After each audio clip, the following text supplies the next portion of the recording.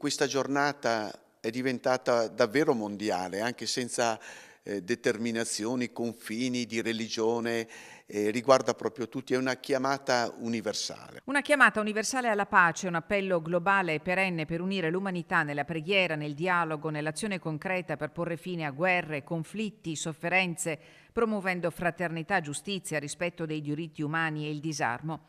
Papa Leone XIV lo afferma, determinato nel suo messaggio per la Giornata Mondiale per la Pace, ha chiamato tutti, anche chi non ha fede, perché la pace riguarda davvero tutti. È il contesto che purtroppo viviamo che ha fatto risvegliare questo grande desiderio, attesa, richiesta e direi anche un cantiere aperto a capire cos'è la pace. A Belluno la diocesi con gli uffici pastorali e numerose associazioni sono pronti a mettere in campo 3 giorni di preghiera, dibattiti e di ascolto il 9, 10 e 14 gennaio. Papa Leone parla di pace disarmata e disarmante, centrando il tema che ormai pervade ogni singolo spazio della vita di ognuno di noi. Disarmata vuol dire che le armi sono una questione. Sono una questione perché chi accumula armi cosa ne fa? Ecco, questa è una provocazione forte di Papa Leone e penso che bisogna partire proprio da questo contesto e da questa problematica. Ci sono scelte che sono chiamati a fare davvero tutti.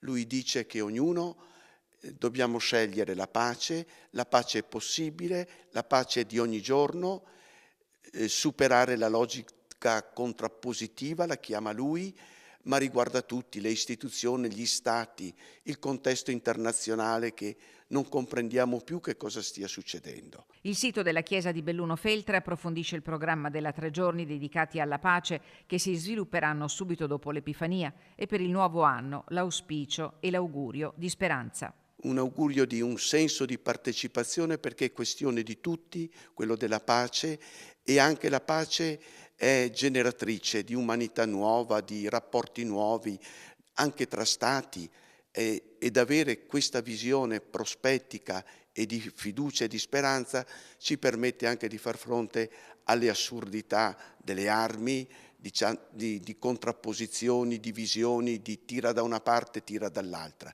Quindi buona pace.